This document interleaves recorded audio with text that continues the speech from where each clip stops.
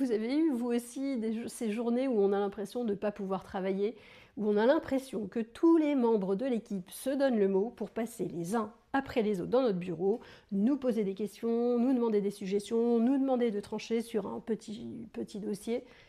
Franchement, pour des sujets qu'ils auraient pu gérer en toute autonomie, c'est épuisant, n'est-ce pas?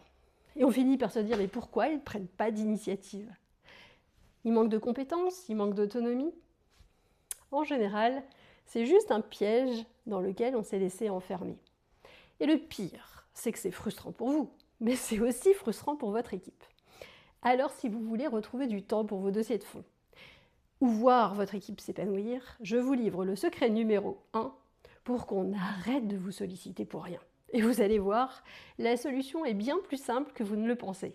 Je m'appelle Valérie, j'interviens auprès des directions pour les aider à supprimer les non-dits, les tensions, les burn-out, enfin tout ce qui plombe votre productivité.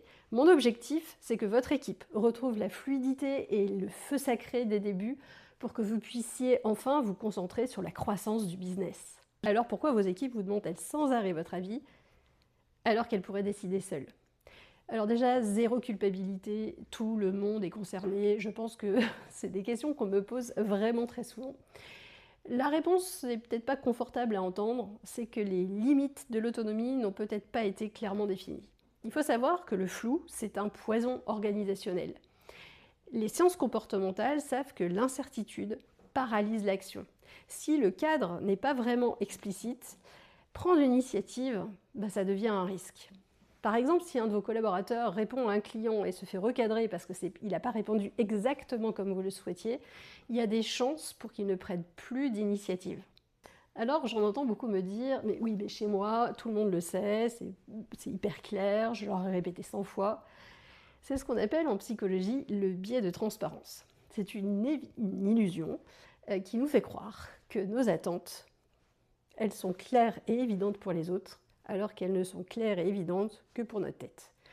En fait, ce qui est clair et évident pour nous, c'est souvent une devinette pour les autres. Alors mon conseil hyper pratique, la prochaine fois que quelqu'un vient vous voir pour vous solliciter, faites un scan rapide. Demandez-vous, est-ce que vraiment je suis utile? Ou est-ce que j'aurais plutôt préféré que la personne agisse toute seule sans me demander? Si vous êtes utile, dont acte, traitez le sujet. Si vous n'êtes pas utile, ne donnez pas la solution tout de suite. Posez la question du cadre. Demandez-lui de quelles règles ou de quel outil aurais-tu besoin pour que la prochaine fois, tu puisses faire cette tâche en toute autonomie sans avoir peur de te tromper. Et c'est là que vous allez découvrir les vrais freins. Peut-être que la règle n'existe pas, peut-être qu'il ne l'avait pas comprise, ou peut-être qu'il craignait votre réaction. En posant cette question, non seulement vous réglez le problème, mais en plus vous construisez de l'autonomie en temps réel et vous levez toutes les zones grises. En résumé, pour que votre équipe arrête de vous solliciter inutilement, d'abord acceptez que vous n'avez peut-être pas été aussi clair que ça, le fameux biais de la transparence. Deuxièmement, identifiez la nature de la demande. Est-ce que c'est un vrai besoin réel ou est-ce que c'est une demande de confort? Et troisièmement, si vous n'avez pas été utile, demandez-leur ce qui leur manque pour qu'ils n'aient plus à vous solliciter ensuite.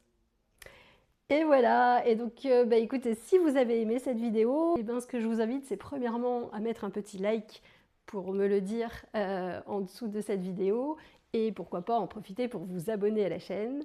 Et deuxièmement, je vous invite à télécharger le guide gratuit « Dire non sans malaise », la méthode en 3 phrases pour ne plus culpabiliser et perdre du temps. Je vous mets le lien dans la description. À bientôt!